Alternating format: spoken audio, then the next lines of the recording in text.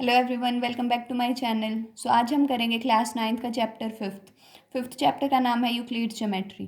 सो इसमें हम axioms and postulates पढ़ेंगे और उन्हीं के बेसिस पे कुछ रिजल्ट्स देखेंगे। हमारे पास सबसे पहले एक्सियम्स या पोस्टुलेट्स क्या होते हैं। ये प्रूव्ड रिजल्ट्स होते हैं जो कि यूनिवर्सल ट्रूथ होते हैं, मतलब यूनिवर्सली ट्रू होते हैं। सभी को पता होता है ये ट्रू हैं और इनको प्रूव करने की ज़रूरत नहीं होती। सबसे पहले हम इसके कुछ एक्सियम्स पढ़ेंगे यूक्लिड के, उसके बाद हम एक्सरसाइज पे आएंगे। सबसे पहला एक्सियम है things which are equal to the same thing are equal to one another, means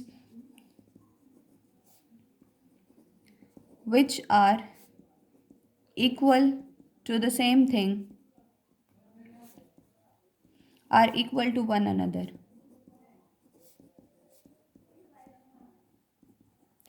मान लो आपके पास ए जो है वो भी किसी डी के इक्वल है एंड बी जो है वो भी किसी डी के इक्वल है, तो इसका मतलब है हमारे पास ए एंड बी भी क्या बनेंगे, इक्वल बनेंगे। जैसे अगर मैंने लिखा A is equal to 2 and B is equal to 2, तो ए और बी क्या बने, इक्वल बने।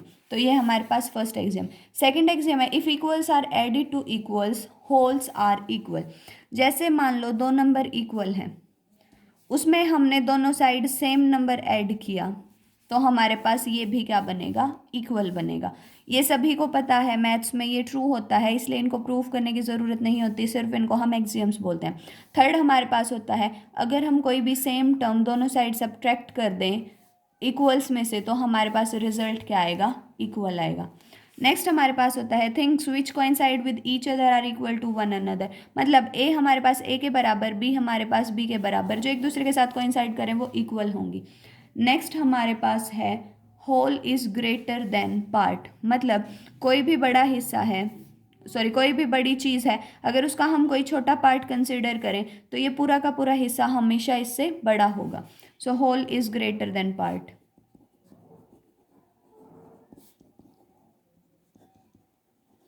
सिक्स्थ हमारे पास है things which are double of same thing are equal to one another, मतलब अगर कोई ए है वो किसी नंबर का डबल है, बी है वो भी किसी नंबर का डबल है, तो ए और बी क्या बनेंगे, इक्वल बनेंगे। ये हमारे पास इसी एक्सियम के जैसा है। सेवन्थ हमारे पास है अगर ए हमारे पास किसी नंबर का हाफ है, बी भी हमारे पास सेम नंबर का हाफ है, तो ये हमारे पास दोनों इक्वल बनेंगे।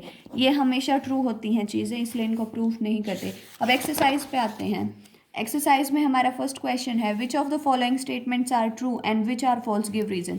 सबसे पहले only one line can pass through a single point. अगर हमें एक सिंगल पॉइंट दे दिया, आपसे पूछ रखा है क्या सिर्फ एक लाइन पास होगी, so the answer is false, क्योंकि इस पॉइंट से ये भी लाइन पास होगी, ये भी पास होगी, ये भी हम कितनी भी लाइन एक सिंगल पॉइंट से पास कर सकते हैं। So false, there are infinite number of lines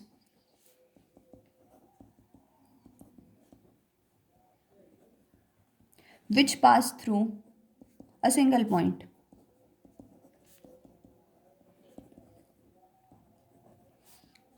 next है हमारे पास there are infinite number of lines which pass through two distinct points. अगर हमें दो डिस्टिंक्ट पॉइंट्स दे दिए, क्या हमारे पास इनफाइनाइट नंबर ऑफ लाइन्स होंगी जो इससे पास करेंगी। अब इन दो पॉइंट से हमारे पास सिर्फ और सिर्फ एक लाइन पास करेगी और दोनों को कनेक्ट करके ही दिखाना है हमें, तो ये भी क्या हुआ हमारे पास, false. There is only one line, one and only one line which pass through two distinct points.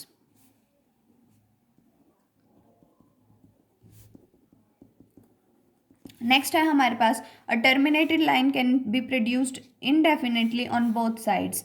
ये यूक्लिड का एक पोस्टुलेट होता है। मान लो कोई लाइन एंड हो चुकी, क्या इसको हम इनडेफिनेटली प्रोड्यूस कर सकते हैं। सो the answer is yes, so this statement is true. किसी भी लाइन को हम कितना भी लंबा प्रोड्यूस कर सकते हैं। नेक्स्ट है हमारे पास if two circles are equal their radius are equal. Obviously true, क्योंकि अगर मैं एक सर्कल को दूसरे के इक्वल बोलूँगी, इसका मतलब अगर मैं इसको इसके ऊपर रखूँ तो ये हमारे पास कवर हो जाना चाहिए, तो इनकी रेडियस भी क्या आएगी, इक्वल आएगी। नेक्स्ट हमारे पास है if A B is equal to P Q and P Q is equal to X Y, तो हमारे पास ए बी और एक्स वाई बराबर बनेंगे। So this statement is also true. क्योंकि ये हमारे पास इसके इक्वल, ये हमारे पास इसके इक्वल, तो ये दोनों भी क्या बनेंगे, इक्वल बनेंगे। अगर मैं इसको बीच में से रिमूव कर दूं तो ये दोनों क्या बने हमारे पास, इक्वल। मैं लिख सकती हूँ A B is equal to P Q, and P Q हमारे पास एक्स वाई के इक्वल है, तो ए बी और एक्स वाई भी क्या बने, इक्वल बने। So this statement is true. Next question है हमारे पास, give a definition for each of the following terms, are there other terms that need to be defined first, what are they and how might you define them. ऐसे question बच्चे paper में नहीं पूछे जाते क्योंकि ये हमारे पास डेफिनेशंस होती हैं, बट हम इसको कर लेते हैं। सबसे पहले हमसे पूछ रहा है क्या इसमें हमें और टर्म्स डिफाइन करने की ज़रूरत पड़ेगी। सो ये द आंसर इज़ येस, हमें इसमें और टर्म्स को डिफाइन करना पड़ेगा। सबसे पहले हमें इसमें प्लेन को डिफाइन करना पड़ेगा, हमें इसमें लाइन को डिफाइन करना पड़ेगा क्योंकि हमें हमसे पैरेलल लाइंस पूछे गए हैं।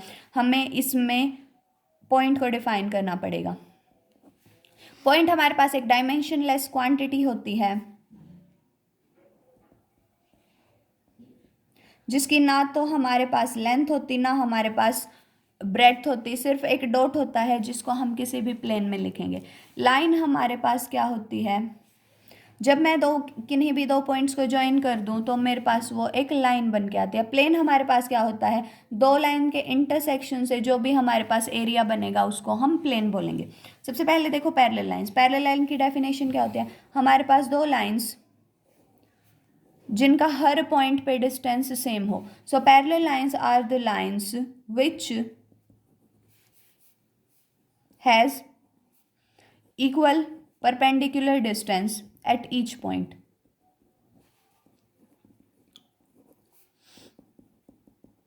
नेक्स्ट हमारे पास है परपेंडिकुलर लाइंस। अब परपेंडिकुलर लाइंस हमारे पास क्या होते हैं, जो एक दूसरे को 90 डिग्री पे इंटरसेक्ट करें।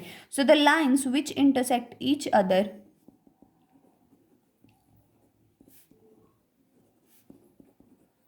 एट राइट एंगल या एट एंगल ऑफ 90 डिग्री, उसको हम बोलेंगे परपेंडिकुलर लाइंस। लाइन सेगमेंट हमारे पास क्या होता है, कोई भी लाइन है अगर हमारे पास उसके एंड पॉइंट्स हैं, so line containing and points, वो हमारे पास बनेगी लाइन सेगमेंट। रेडियस क्या होती है सर्कल की, सेंटर से और सर्कल की सर्कमफ्रेंस का डिस्टेंस, उसको हम बोलते हैं radius. So distance from circumference to the center of the circle is known as radius of circle.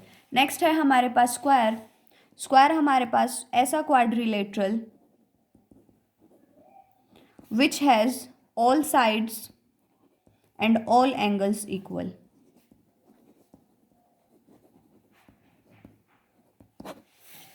तो ये हमारे पास डेफिनेशंस। नेक्स्ट क्वेश्चन है हमारे पास, consider two postulates given below. Given any two distinct points A and B, there exist a third point C which is in between A and B. कि हमें कोई भी दो पॉइंट दिए ए बी, इनके बीच में कोई भी सी पॉइंट एग्जिस्ट करेगा। सेकंड है हमारे पास, there exist at least 3 points that are not on the same line. Do these postulates contain any undefined, क्या इनमें कोई भी अनडिफाइंड टर्म है। तो सबसे पहले इस पोस्टुलेट में हमारे पास एक अनडिफाइंड टर्म है कि जो पोजीशन ऑफ सी है इज नॉट क्लियरली मेंशन्ड। हमें ये नहीं दे रखा कि जो सी पॉइंट है वो हमारे पास इस लाइन पे है या इसके ऊपर नीचे कहीं है। हमें सिर्फ इतना दे दिया जो सी पॉइंट है वो हमारा ए और बी के बीच में है। अब वो सी पॉइंट यहाँ भी हो सकता है, वो सी पॉइंट यहाँ भी हो सकता है, वो सी पॉइंट यहाँ भी हो सकता है, वो इसका मिड पॉइंट भी हो सकता है। तो ये हमारे पास एक अनडिफाइंड टर्म बनी।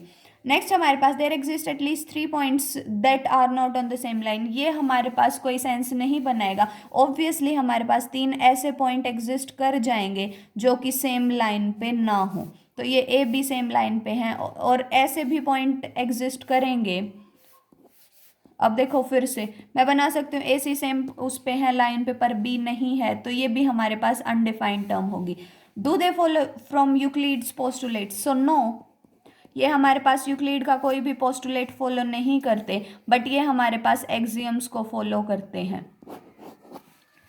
क्योंकि यूक्लिड के पोस्टुलेट्स में हमारे पास ये पोजीशन मेंशन होती है एंड इसमें हमारे पास ना पोजीशन मेंशन करके दे रखी ना इनकी एग्जैक्ट पोजीशन बता रखी। ऐसा क्वेश्चन पेपर में नहीं पूछा जाता, बट ये चीज़ आपको पता होनी चाहिए, ये इसलिए करवाया। नेक्स्ट हमारे पास है if a point C lies between two points A and B such that A C is equal to B C, prove that A C is equal to half of A B. देखो ये हमारे पास ए point है, ये हमारे पास B point है, इनके बीच में कोई सी पॉइंट लाई करता है सच दैट ए सी और बी सी बराबर हैं। सो हमें गिवन है A C is equal to B C. अब ये पूरी लाइन कैसे बनेगी? अगर मैं ए सी और बी सी को ऐड कर दूं, ए सी प्लस बी सी मेरे पास बनेगा ए बी। अब हमें प्रूव करना है A C is equal to half of A B. अब हमें गिवन है ए सी और बी सी बराबर है, तो मैं बी सी के प्लेस पे भी क्या लिख सकती हूँ, ए सी। ये बना ए बी, तो 2 टाइम्स ए सी कितना बना, ए बी, तो हमारे पास ए सी कितना बना, half of A B, hence proved. Next question है हमारे पास in question 4 point C is called mid point of line segment A B, prove that every line segment has one and only one mid point. आपको prove करना है, अगर हमारे पास ये question था इसमें सी जो है उसको मिड पॉइंट बोलेंगे ए बी का, क्योंकि इसको 2 इक्वल पार्ट्स में डिवाइड करेगा। आपको प्रूव करना है अगर कोई भी लाइन सेगमेंट है, मान लो ये ए है, ये बी है, इसका सिर्फ और सिर्फ एक मिड पॉइंट एग्जिस्ट करेगा। हमने मान लिया इसके 2 मिड पॉइंट एग्जिस्ट कर रहे हैं, सी एंड डी। मान लो let C is mid point of A B. अगर सी इसका मिड पॉइंट है मतलब ए सी डिस्टेंस और सी बी डिस्टेंस बराबर बनेगा, हमारे पास A C is equal to C B आएगा। और अगर मैं मानूं डी जो है वो मिड पॉइंट है ए बी का, तो मेरे पास A D is equal to D B आएगा।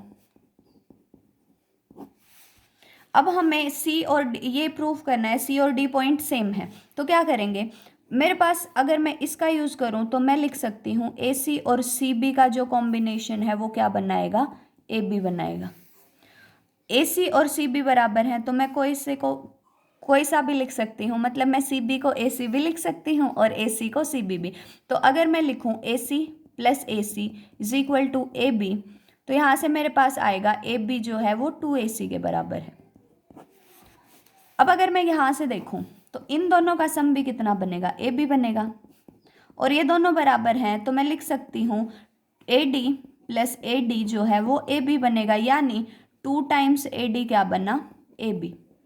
अब अगर दोनों की लेफ्ट हैंड साइड बराबर है तो राइट हैंड साइड भी बराबर आएंगी, मतलब 2 times of A C is equal to 2 times of A D.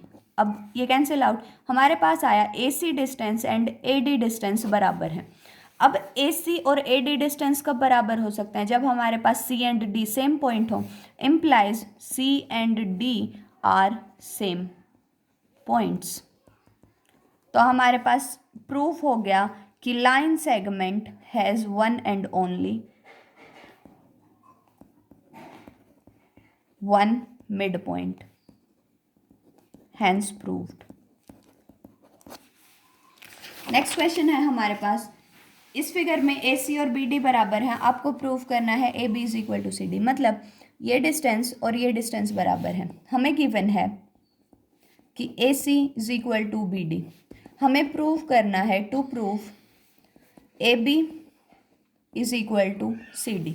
देखो ये ए सी है, ये हमारे पास ए बी है, ये बी डी है और ये हमारे पास बी सी है, ये सी डी है। अब इसमें भी ये चीज़ कॉमन है और इस पूरे में भी ये चीज़ कॉमन है। अगर मैं 2 सेम चीज़ों में से एक इक्वल चीज़ माइनस करूं तो हमारे पास सेम रिजल्ट आएगा, यूक्लिड का एक्सियम। प्रूफ पे आओ, अगर ए सी बी डी के बराबर है, मैंने दोनों साइड से सब्ट्रैक्ट किया B C from both sides, जब A C minus B C किया और इस तरफ मैंने B D minus B C किया, ए सी माइनस इस पूरे में से इतना माइनस किया, कितना बचा, ए बी। जब इस पूरे में से ये माइनस किया, कितना बचा, सी डी। इसमें हम यूक्लिड का एक्सियम भी लिखेंगे, if equals are subtracted from equal, wholes are equal, मतलब जो आंसर आएगा वो इक्वल आएगा। अब ये सेम चीज़ प्रूफ करनी थी और ये प्रूफ हो चुकी, हैंस प्रूव्ड। नेक्स्ट क्वेश्चन है why is axiom 5 in the list of Euclid axiom is considered a universal truth. अब एक्सियम 5 क्या है हमारे पास, whole is greater than a part.